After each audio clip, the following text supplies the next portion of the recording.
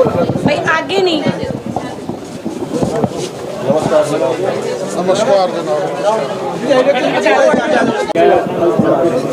क्या कुछ अल्पसंख्यक सेल की हमने अभी पार्टी के प्रचार प्रसार फैलाव के लिए नई जिम्मेवारियां साथियों को दी है और उसके बाद पहली ये मीटिंग सिरसा में रखी गई थी।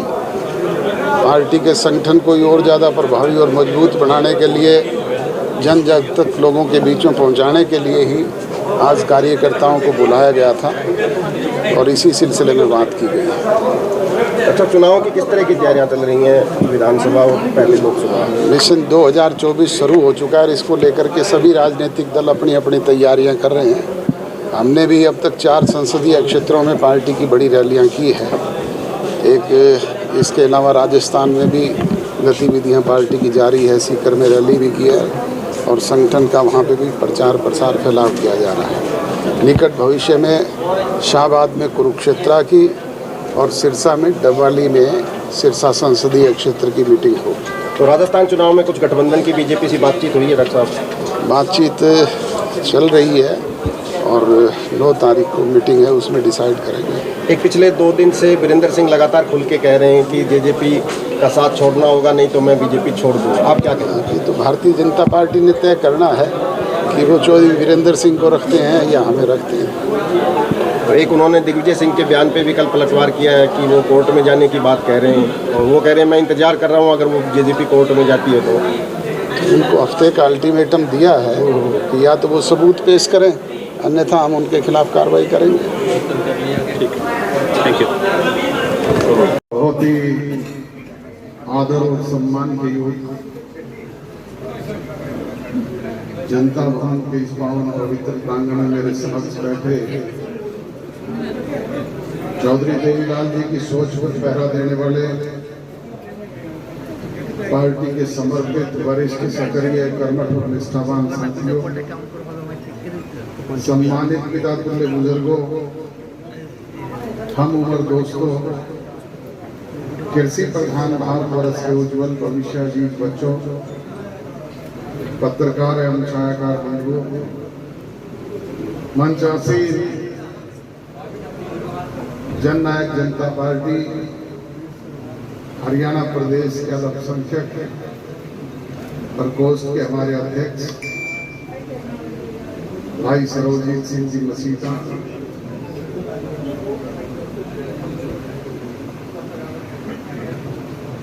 पार्टी के वरिष्ठ साथी भाई मोहसिन खान चौधरी जी, पार्टी के राष्ट्रीय उपाध्यक्ष और पूर्व में रहे मंत्री सम्माननीय चौधरी भागीराम जी, पार्टी के राष्ट्रीय महासचिव सम्माननीय डॉक्टर राधेश्याम शर्मा जी, अल्पसंख्यक सेल के हमारे जिला के संयोजक हाजी यूसुफ खान जी, हमारी पार्टी के जिला के अध्यक्ष सम्माननीय अशोक अरोड़ा जी,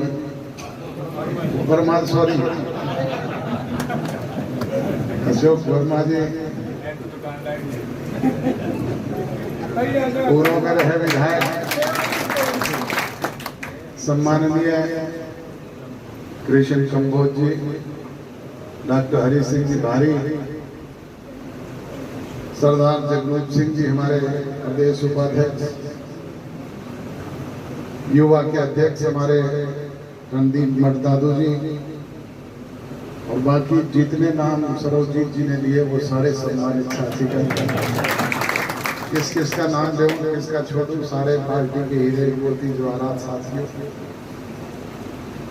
आज हम यहाँ पे एकत्रित हुए हैं अल्पसंख्यक प्रकोष्ठ की इस मीटिंग में पार्टी के प्रचार प्रसार और फैलाव को और ज्यादा मजबूती प्रदान करें, इस विषय में विचार विमर्श करने के लिए मेरे से पूरा पार्टी के तमाम वरिष्ठ साथियों ने बड़े विस्तार से सारी बातें आपके बीच में की। मैं उन बातों को पुनः दोहरा करके आपका समय जाया नहीं करना चाहूंगा। प्रचार प्रसार का जमाना है। आप रोजाना रेडियो, टेलीविजन, अखबार और दूसरे प्रचार साधनों के जरिए पढ़ते, सुनते और देखते भी हो। और उन सब से भी तेज चलने वाली चीज आजकल ये सोशल मीडिया है। ये मोबाइल फोन हर एक के हाथ में है, हर एक के जेब में है, जिससे हमसे भी पहले सारी जानकारी सीधे तौर पे आप तक पहुंचती है। आज मिशन 2024 शुरू हो चुका है। मिशन 2024 का मतलब है कि सन 2024 में हमारे लोकसभा के चुनाव भी हैं और हरियाणा प्रदेश की असेंबली के चुनाव भी हैं। और इसके लेकर के सभी राजनीतिक दल अपनी अपनी तैयारियां कर रहे हैं। हमने भी 10 के 10 संसदीय क्षेत्रों में पार्टी के कार्यक्रम आयोजित करने का निर्णय किया है।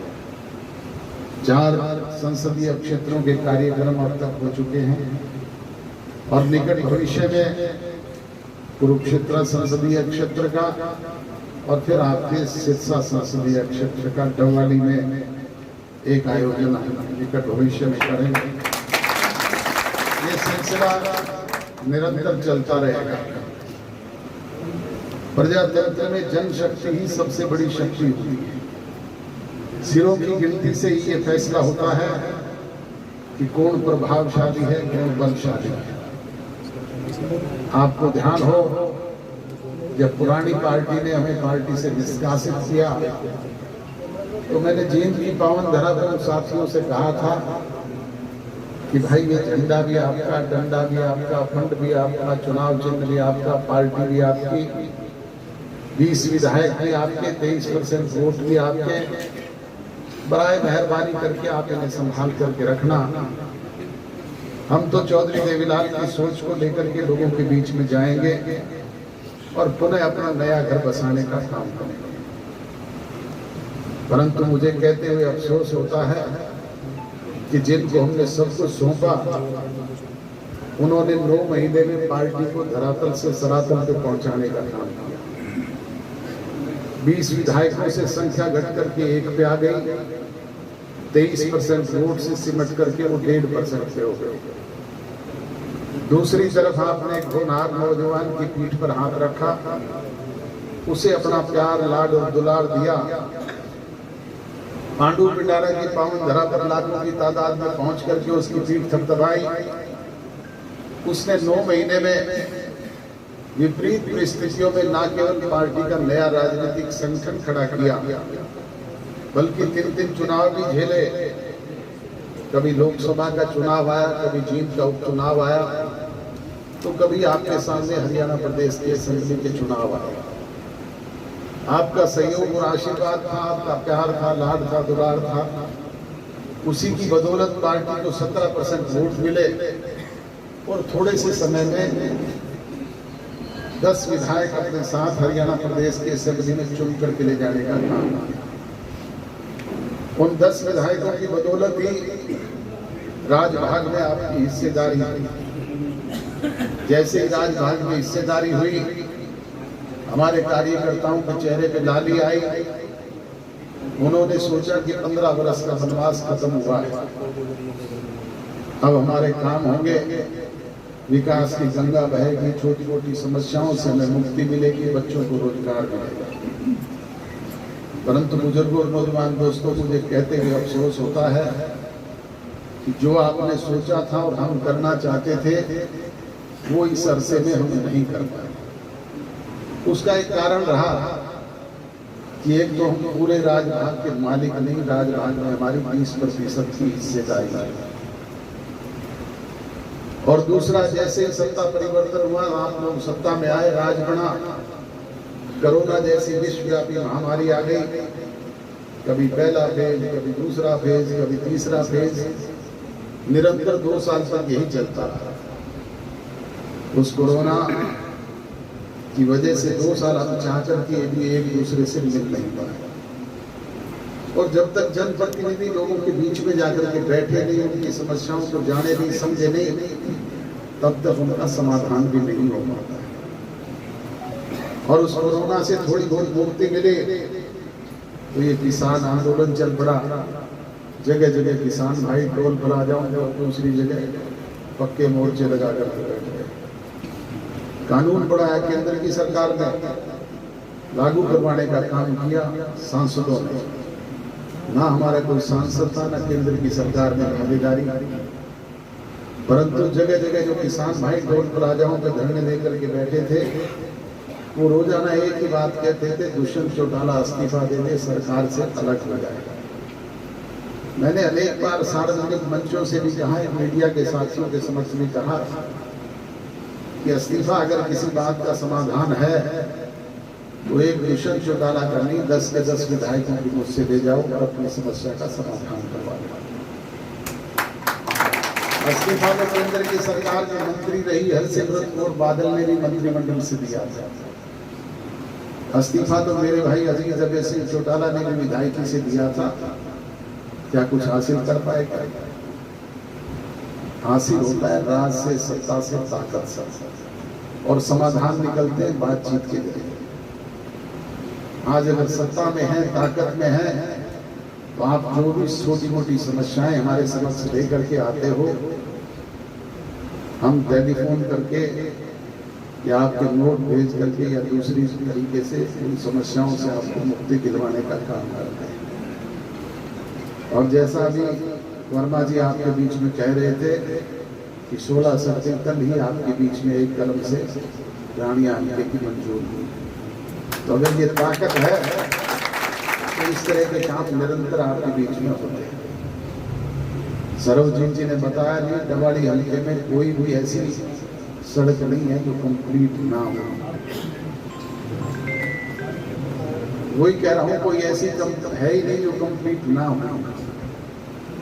निरंतर ये विकास का सिलसिला जारी है। अब जैसे मामला पटरी पर आया है, विकास की गति तेज गति से दौड़ रही है।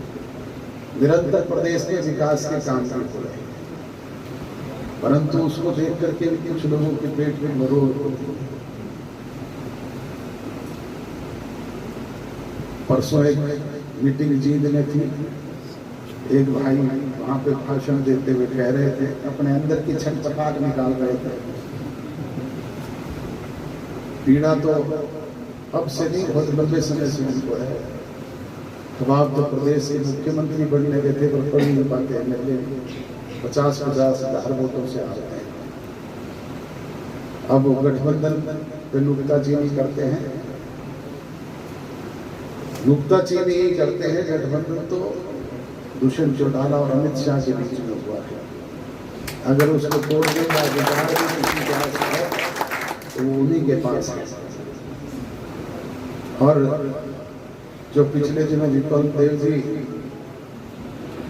उनकी पत्नी जी को वहां से टिकट देने की बात करते थे, परसों से उनके बयान के बाद वो भी ऊंचा छुपा रहे हैं।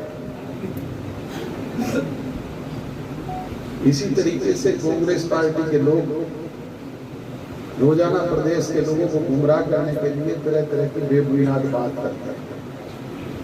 हमने प्रदेश की जनता जनार्दन के बीच में चुनाव के दौरान जो वायदे घोषणा पत्र के जरिए किए थे, मुझे ये कहते हुए फख्र होता है कि हमने कानूनी रूप से अपनी जमा पहना करके उनमें से 75% से भी ज्यादा बातों को आपके बीच में पूरा करने का काम किया है।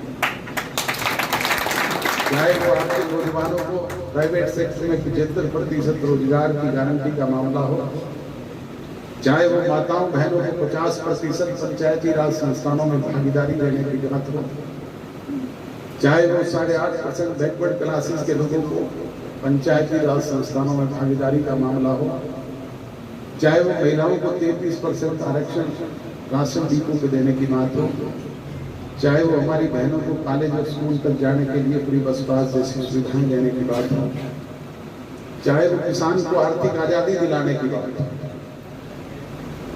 दीन बंधु स्वर्गीय रहबरे आजम छोटू राम जी भी किसानों की आर्थिक आजादी की बात करते थे। चौधरी चरण सिंह भी किसान नेता रहे, बड़े लंबे समय तक किसानों की लड़ाई लड़ी। चौधरी देवीलाल ने सारी उम्र किसान की लड़ाई लड़ी। परंतु वो भी किसान को आर्थिक आज़ादी दिलवाने में कामयाब नहीं हो पाए। आज मुझे ये कहते हुए गर्व और फख्र होता है कि आपके इस लाडले ने संघर्ष के बलबूते पर किसान को आर्थिक आज़ादी दिलाने का काम किया। आज हरियाणा प्रदेश में 14 ऐसी फसलें हैं जो MSP प्राइस पे बिकती है और किसान का दाना दाना सरकार खरीद करके सीधे उसके अकाउंट में पैसा भेजती है, आड़ती को उसकी दामी भेजती है। बुजुर्गों और नौजवान दोस्तों, ये कोई छोटी बात नहीं है, इस पर चिंतन और मनन करने की जरूरत है। जो बातें आपके बीच में हुई है, इनको लोगों के बीच में लेकर का जाने की आवश्यकता है। इसलिए मेरी आपसे गुजारिश और विनती है कि इन बातों को शेष बचे हुए समय में जन जन तक पहुंचाने का काम करें। जो कोई कोर कसर कमी कोताही सरकार की तरफ से रही है, वो तो आगामी जो समय बचा हुआ है उसमें ना केवल उसकी भरपाई करने का काम करेंगे, बल्कि आपको सवाया करके देने का काम करेंगे। और जो कोई कोर कसर कमी कोताही संगठन की दृष्टि से रही है, उसकी भरपाई करने का काम आप और हम सब ने मिलकर के करेंगे। वो अकेला अजय सिंह चौटाला या मंच पर बैठे हुए लोग नहीं कर सकते, वो आपके सहयोग से हो सकता है। इसलिए आपसे विनती है कि शेष बचे हुए समय में पार्टी के संगठन को और ज्यादा प्रभावी और मजबूत बनाएं। गांव-गांव में बूथ पर, शहर के वार्ड स्तर के हर बूथ पर एक बूथ योद्धा और माताओं बहनों की 50% हिस्सेदारी है। इसलिए हर बूथ पे बूथ सखी और उनके साथ अनुभवी लोगों की टीम खड़ी करें। अगर इस तरह का संगठन बनाने में आप कामयाब रहे तो फिर ये 17% 51% में तब्दील होते हुए देर नहीं लगती। फिर ये 10 विधायकों से 46 बनते हुए भी देर नहीं लगती। मैं आपको उदाहरण के साथ बताता हूँ कि सन 1984 में लोकसभा के चुनाव हुए। चौधरी देवीलाल सोनीपत से लड़ रहे थे, चौटाला साहब हिसार से लड़ रहे थे। हम 10 की 10 लोकसभा सीट हार गए। 10 की 10 लोकसभा सीट हारने के बाद चौटाला साहब ने 10 दिन के बाद मुझे कहा कि मैंने धन्यवादी दौरा करना है, इन गाड़ियों की रिपेयर करवाओ और मेरे प्रोग्राम बनाओ। उन दिनों में इस तरह की गाड़ियां तो होती नहीं थी, टूटी फूटी डिस्पोजल की जीपें होती थी। मैं उनको लेकर के हिसार का मिस्त्री था फौजी, उसकी दुकान पर चला गया, उसे जाकर के कहा भाई ये गाड़ियां तैयार कर दे। वहां पे पहले से ही 5-6 भजनलाल समर्थक बैठे हुए थे। मुझे वो देख करके आपस में हंसने लग गए और बात करने लग गए कि अब चौधरी देवीलाल के पास वोट तो है नहीं, सड़कों पे कागज वैसे चुगले। मुझे गुस्सा भी आए, परंतु मैं अकेला था, वो 5-6 थे। अगर कहीं उनके साथ उलझता तो जूते होते। मैं अपने मन में गांठ फाड़ करके वहां से निकल आया। बुजुर्ग और नौजवान दोस्तों, थोड़े से समय के बाद ही 85 में चौधरी देवीलाल ने न्याय युद्ध का आंदोलन शुरू किया और महम का बाई इलेक्शन आया, इस्तीफा दे करके लड़ा, भारी मतों से विजयी हुई। और 87 आते आते एक ऐसी मुहिम आप लोगों के आशीर्वाद से चली कि 90 में से 85 सीटें जीत करके चौधरी देवीलाल हरियाणा प्रदेश के मुख्य सेवक बने। तो ये फैसला जनता जनार्दन कर दिया। आप लोग करते हैं, इसलिए ये जो समय शेष बचा हुआ है, इसमें अपनी पार्टी को और ज्यादा मजबूती और ताकत प्रदान करने का काम करें। अल्पसंख्यक समाज के लोगों ने सदैव हमारा साथ दिया है और जब भी चौधरी देवीलाल जी से लेकर के अब तक पार्टी को मौका मिला है, हमने भी उसे समाया करके लौटाने का काम किया। और आगे भी आपको यकीन, विश्वास और भरोसा दिलाता हूं कि आपके हित हमारे लिए सर्वोपरि। आपके मान सम्मान को कोई ठेस हमारे होते हुए नहीं पहुंचेगी, इस बात की गारंटी मैं आप लोगों को देता हूं। और आपसे भी गारंटी और यकीन, विश्वास और भरोसा चाहता हूं कि आपका ये प्यार, प्रेम, सहयोग और आशीर्वाद, आपका ये स्नेह सवाया होकर के मिलेगा। यही उम्मीद करते हुए आप सब लोगों का आभार व्यक्त करता हूँ। आप अपने जरूरी काम छोड़ करके चुगाई का और दूसरे धान की फसल का भी अनेक काम किसान के चल रहे हैं। ऐसे समय में आप अपने जरूरी काम छोड़ करके आए, आज के इस कार्यक्रम में हिस्सा लिया। आपका स्वागत है, अभिनंदन है, अभिवादन है। आप सबका बहुत बहुत धन्यवाद।